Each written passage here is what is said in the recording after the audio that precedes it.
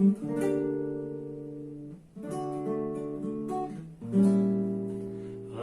vezes o que contemplamos parece-nos que é tão banal. Olhamos, mas não enxergamos o que é de bom afinal. Tarefas e lutas constantes, paixões e prazeres ao léu, distraem-nos por uns instantes, quais nuvens que vagam no céu. Voltemos os olhos a Cristo, a sua palavra verás. Busquemos as coisas eternas e não as que são temporais. Sua glória é incomparável e inestimável valor.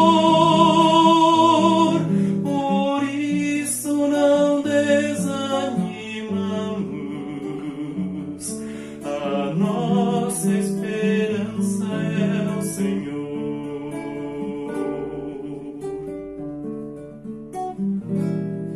Às vezes as dores da vida, angústias e tribulações parecem-nos tão destrutivas, quais incontroláveis tufões. Porém, em Jesus esperamos, por mais que soframos aqui, pois glorificados seremos com Ele na glória por vir. Voltemos os olhos a Cristo, a sua palavra verás. Busquemos as coisas eternas e não as que são temporais. Sua glória é incomparável, de inestimável valor. Por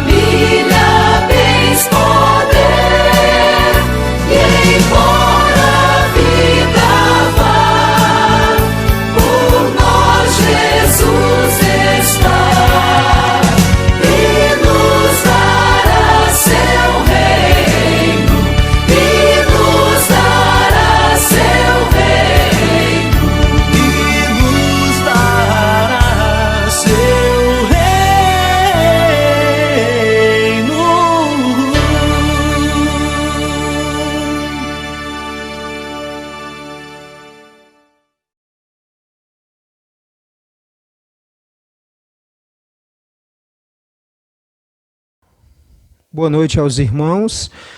Hoje à noite nós queremos terminar a série de mensagem cujo tema é as causas do sofrimento, visto que já temos ouvido de que uma das causas do sofrimento é vinda de Deus. Também vimos semana passada que a segunda causa do sofrimento é o nosso próprio pecado. A gente viu isso na pessoa de Adão, quando ele desobedeceu a palavra de Deus, o pecado entrou no mundo e do pecado gerou a morte. Vimos que não é o plano, nunca foi o plano de Deus que o homem morresse. E aí no porvir a gente vai ter um novo mundo, um novo céus em que não haverá luto, dor nem tristeza, porque isso é o que Deus quer em nossas vidas. E hoje à noite nós veremos a última fonte da causa do sofrimento, e a última fonte da causa do nosso sofrimento é o nosso inimigo, é Satanás. Essa é a terceira fonte de sofrimento, Satanás. Então, em um certo sentido, podemos dizer que ele está detrás de todo tipo de sofrimento. Ele é o responsável direto por Adão e Eva a pecarem contra Deus. Ele estava lá no jardim tentando o casal. Entretanto, o envolvimento de Satanás no sofrimento humano não ficou apenas no jardim, não ficou apenas naquele local. Ele ainda está ativo, ele ainda está agindo maldosamente hoje em nossos dias. Vários relatos bíblicos revelam o papel desempenhado por Satanás no sofrimento. Nós podemos ler nas páginas das Escrituras que Satanás está envolvido em uma série de sofrimentos. E o exemplo mais conhecido, mais citado quando falamos acerca de sofrimento, é o exemplo de quem? De Jó. Exatamente. Jó é o exemplo clássico, irmãos, acerca de sofrimento. Quero relembrar os irmãos isso é muito importante. Há pessoas que atribuem o sofrimento do servo Jó a um orgulho que ele tinha, a um pecado que ele tinha, que todo aquele sofrimento de Jó era devido a algum pecado que ele havia cometido ou os filhos dele.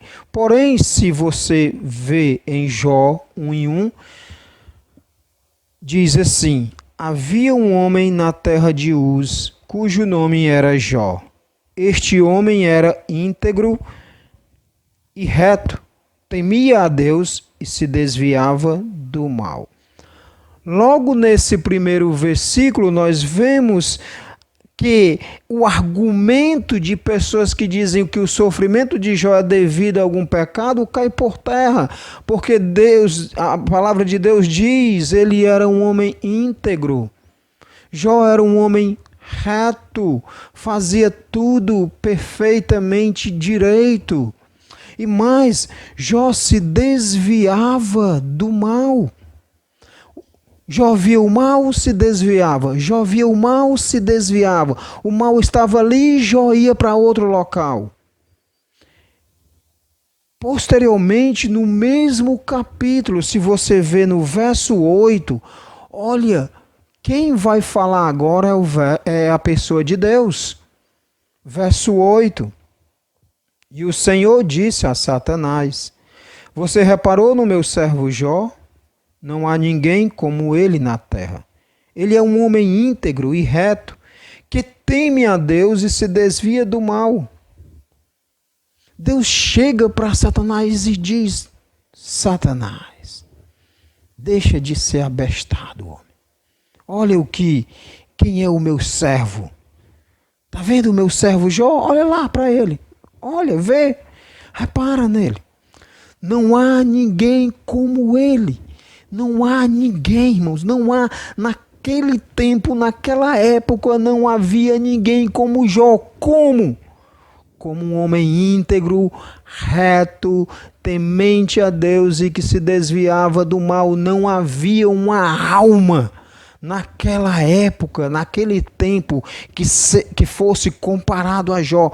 E perceba que é o próprio Deus que dá testemunho. É o próprio Deus falando. É a única vez em que eu creio, pelo que eu já tenho lido nas Escrituras, é Deus falando de alguém que é reto, temente e que não quer saber da história com o mal, não quer se envolver com o mal. Então podemos dizer que as adversidades que Jó enfrentou não provinham do seu pecado. Capítulo 1, versos 9 a 12 agora. Então Satanás respondeu ao Senhor: será que é sem motivo que Jó teme a Deus? Não é verdade que tu mesmo puseste uma cerca ao redor dele, da sua casa e de tudo o que ele tem? Abençoaste a obra de suas mãos, e os seus bens se multiplicaram na terra. Mas estende a tua mão e toca em tudo que ele tem, para ver se ele não blasfema contra ti na tua face. Então o Senhor disse a Satanás: você pode fazer o que quiser com tudo o que ele tem, só não estenda a mão contra ele. Então Satanás saiu da presença do Senhor. Estes versos que nós lemos é a conversa entre Deus e Satanás. Então Satanás tenta dizer a Deus que Jó só é esse homem reto, temente, que se desvia do mal, porque Deus tem abençoado sobremaneira a vida de Jó. É um homem rico, é um homem que não se preocupa com o amanhã, é um homem que não se preocupa com o que vai comer amanhã, porque ele tem dinheiro, ele tem fazendas, ele tem posses, ele tem bem. Então um homem desse, como é que ele vai blasfemar contra o Senhor? Não há um ser humano que venha a blasfemar o teu nome. Então Deus diz a Satanás: você pode fazer o que quiser com ele, só não tire a vida dele. Sabe, irmãos, isso é importante nesses versos, porque primeiro lá no verso 10, se você olhar, Satanás diz, no verso 11, mas estende a tua mão. Satanás não diz para Deus: deixa eu tocar nele, deixa eu maltratar ele, deixa eu fazer ele sofrer, se ele não vai blasfemar contra o teu nome. Não. Satanás se põe no seu lugar, debaixo da autoridade de Deus, e Satanás diz: Senhor, toca nele, lança sobre ele sofrimento. Só que o verso 12, o que nós podemos perceber é a parte em que Deus diz, Deus dá autoridade.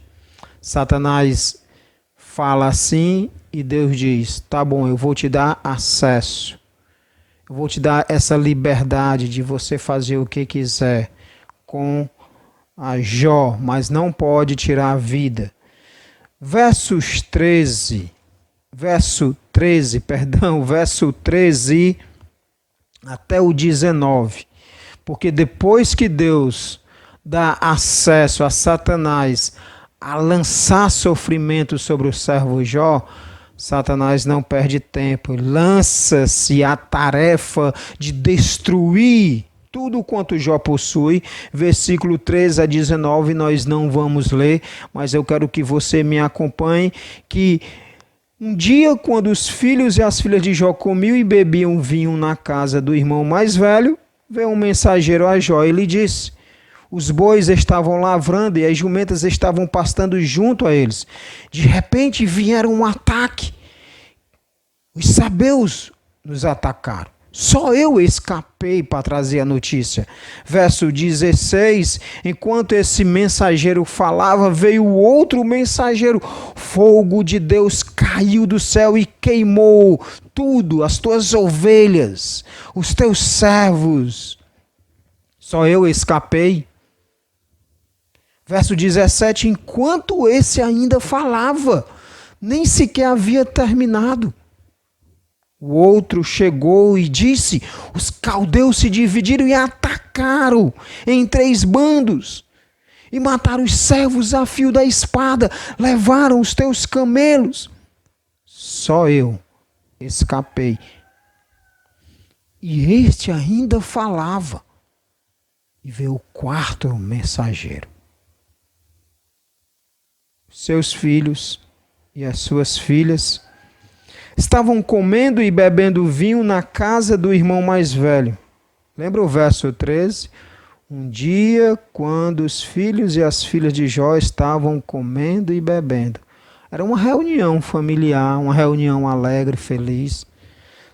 Provavelmente era aniversário de alguém, não sei. Mas diz o verso, eles estavam comendo e bebendo na casa do irmão mais velho. De repente, eis que se levantou um forte vento do lado do deserto e bateu contra os 4 cantos da casa. Ela caiu sobre os jovens e eles morreram. Só eu consegui escapar. Satanás não perdeu tempo. Quando Deus deu acesso, Satanás foi com toda fúria, toda maldade para cima deste homem para que ele blasfemasse. Lembra? A ideia era essa, ele só te serve, ó Deus, porque ele é um servo que tem tudo, tem filhos maravilhosos, tem bens, tem riquezas. E agora Satanás tirou tudo isso.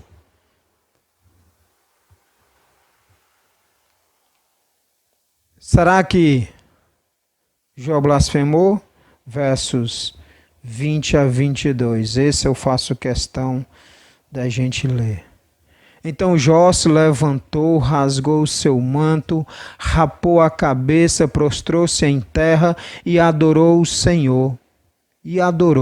E disse: nu saí do ventre da minha mãe, nu voltarei. O Senhor o deu e o Senhor o tomou. Bendito seja o nome do Senhor.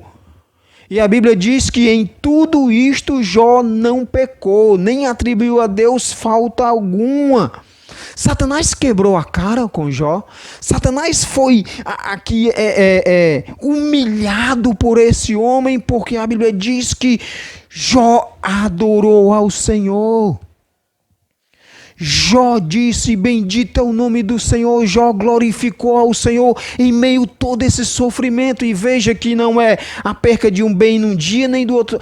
São sequências de atos que trazem muita dor e sofrimento para a vida de Jó, mas ele não blasfemou contra o Senhor. Mas Satanás nunca está satisfeito, sempre quer mais. De todas as formas, ele quer derrotar aquele que serve ao Senhor justamente, retamente. Capítulo 2, versículo 4 a 7.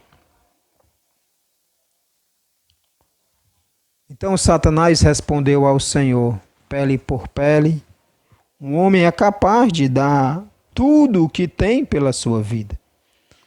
Mas estende a tua mão e toca nos ossos e na carne dele para ver se ele não blasfema contra ti na tua face. Então o Senhor disse a Satanás: você pode fazer com ele o que quiser, mas poupe-lhe a vida. Poupa-lhe a vida. Então Satanás saiu da presença do Senhor e feriu Jó com tumores malignos desde a planta do pé até o alto da cabeça. O sofrimento de Jó veio de Satanás. O autor deixa bem claro isso. Satanás não ficou contente e diz: ah, Senhor, quem é o homem que não dá sua vida por alguma coisa? Então, pele por pele. Novamente no verso 5, que a gente já via no verso 11, Satanás ele não vai diretamente atacar Jó, porque pertence a Deus. Todo aquele que pertence a Deus, o maligno não toca. O maligno não toca se Deus não der acesso, se Deus não permitir, se Deus não deixar. E aí Satanás diz no verso 5, mas vai, Senhor, estende a mão contra ele. O Senhor então dá acesso. E Satanás não perde tempo novamente. Satanás é rápido em agir para destruir os filhos de Deus. E lança sobre Jó tumores malignos. Nem quero pensar nisso. Só em pensar dói na alma. Percebam, irmãos, que Jó é acometido com grandes tumores, a começar da cabeça ali, da planta do pé, do dedão até a cabeça, o alto da cabeça, cheios de tumores. O sofrimento vem do nosso inimigo, vem de Satanás. Jó não sofreu por algum pecado que possuía, mas sim por causa do inimigo. O inimigo é como um leão esperando dar o bote. Primeira carta de Pedro, capítulo 5, verso 8 e 9. Sejam sóbrios e vigilantes. O inimigo de vocês, o diabo, anda em derredor como leão que ruge procurando alguém para devorar. Resistam-lhe firmes na fé, certos de que os irmãos de vocês, espalhados pelo mundo, estão passando por sofrimentos iguais a de vocês. Pedro está nos advertindo que Satanás está como um leão, está à espreita, está procurando aqueles a quem possa destruir, a quem possa massacrar, mediante o sofrimento.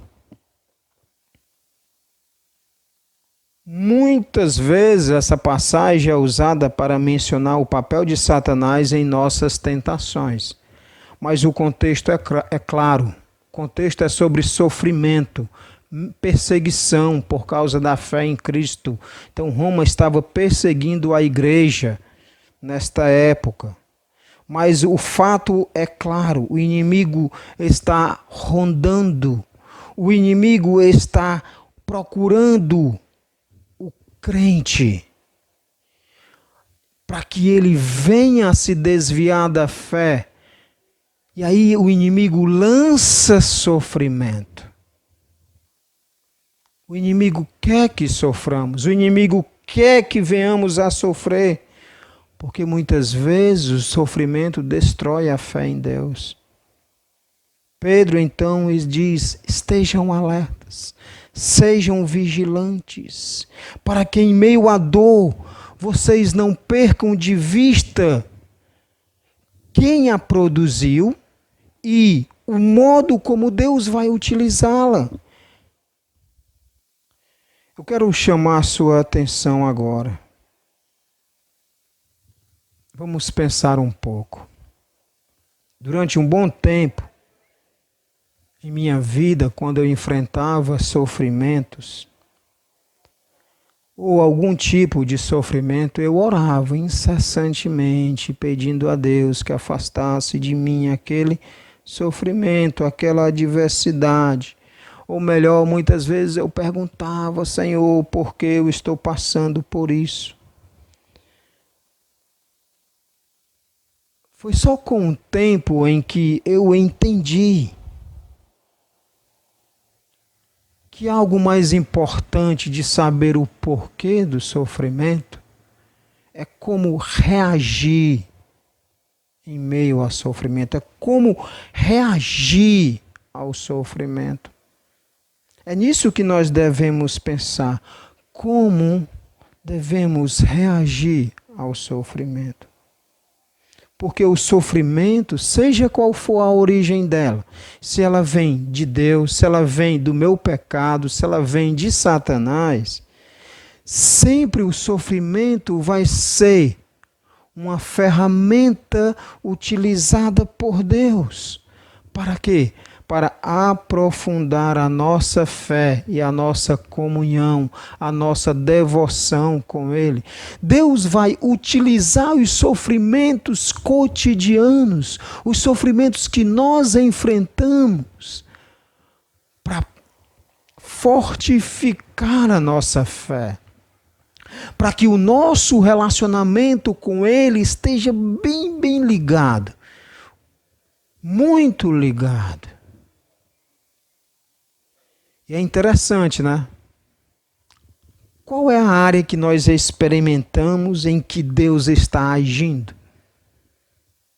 É no sofrimento.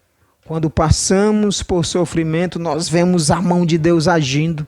Nós vemos Deus operando, mas quando tudo está bom, quando tudo está bem, quando tudo está nas mil maravilhas, muitos de nós não lembramos de Deus e nem sequer sabemos quem é Ele. Mas basta sofrer, basta passar por uma adversidade, basta passar por uma dor, por uma doença, logo Deus é acessado, logo Deus é lembrado. É verdade sim, que as tribulações, as adversidades podem destruir a nossa fé.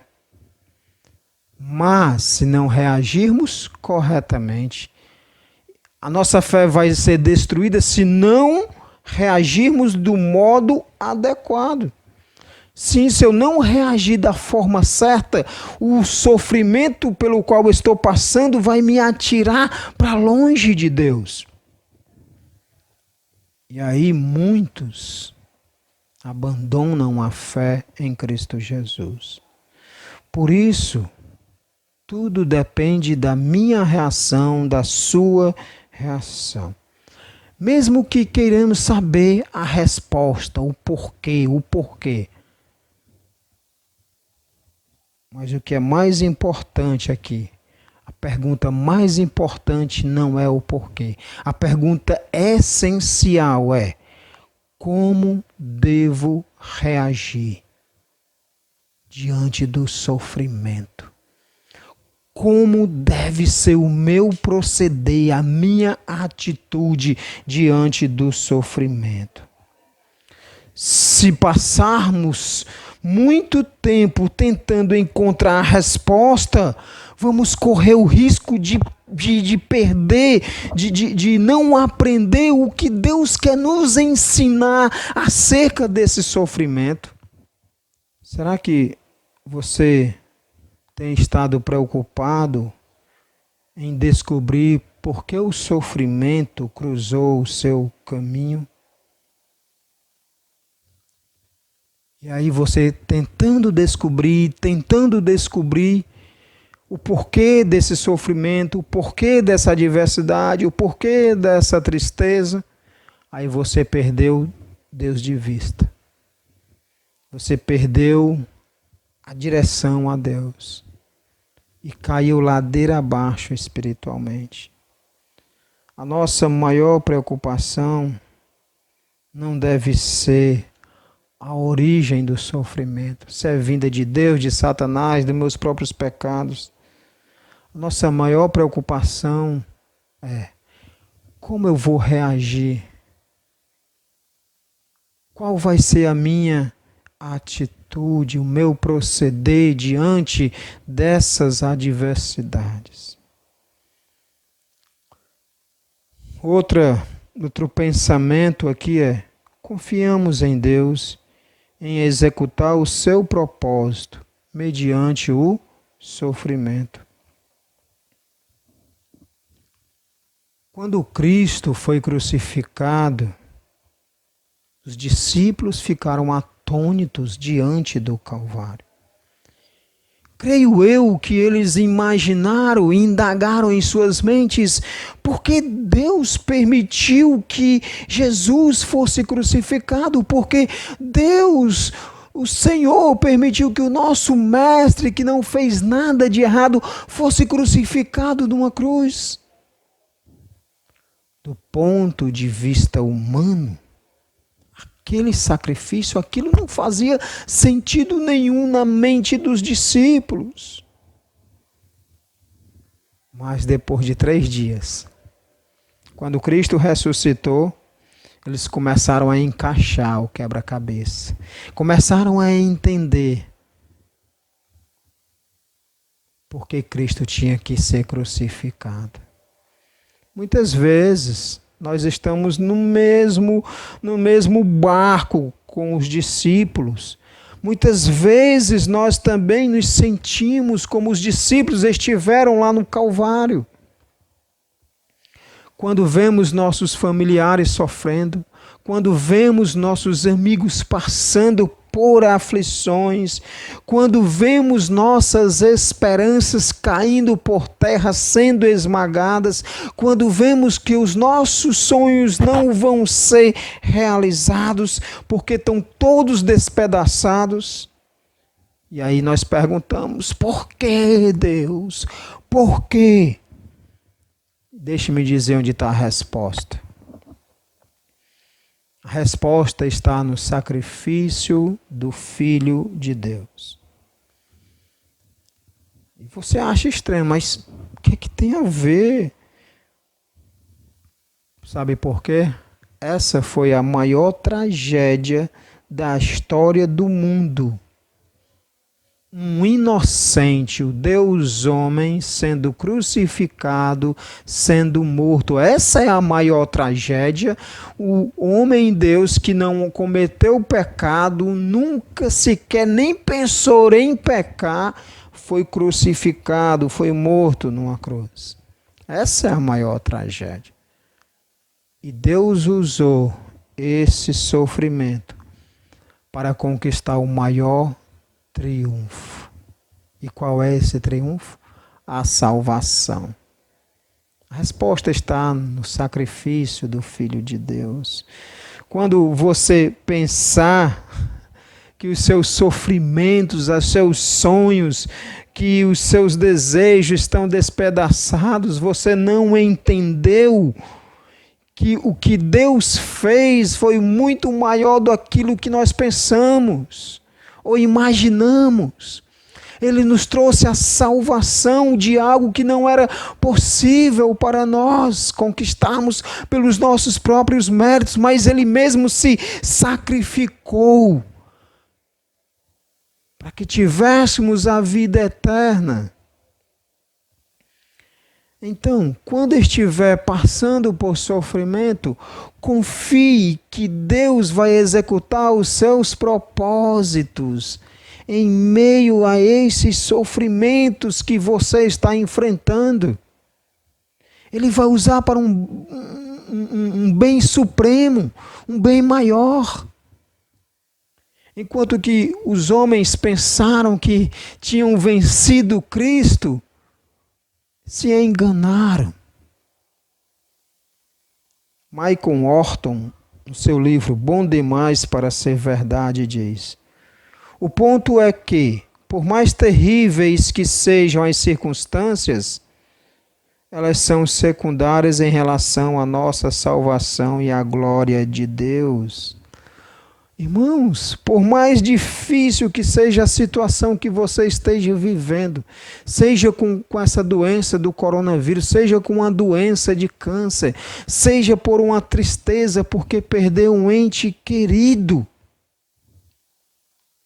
esses sofrimentos são secundários em relação à salvação que Deus proporcionou em Cristo. Sim, temos que lamentar as mortes dos nossos entes queridos. Sim, temos que lamentar pelas situações que nós passamos, mas o nosso foco sempre deve estar direcionado em Deus. Olha o que Paulo diz em Romanos 8:18. Para mim tenho por certo que os sofrimentos do tempo presente não podem ser comparados com a glória a ser revelada em nós. O sofrimento é o caminho para a glória final.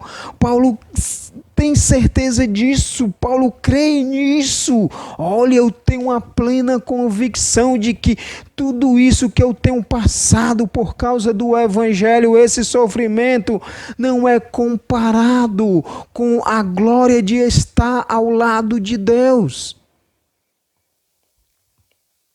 Sofrimento é o caminho para a glória final. O sofrimento é uma realidade que nós não podemos evitar. Por isso, o melhor que podemos fazer é reagir de maneira tal que fatos negativos possam ser usados de modo que a vontade de Deus seja cumprida. Irmãos, à medida que passarmos por sofrimentos, à medida que passarmos por tribulações, adversidades, seja a fonte que for, seja a origem que for, que você comece a reagir adequadamente, sabendo que Deus sempre tem um propósito maior em meio ao sofrimento. Sabendo que podemos confiar em Deus, mesmo diante do sofrimento. Irmãos, que Deus nos abençoe, que Deus nos dê o verdadeiro entendimento, o entendimento bíblico, quando passarmos por aflições,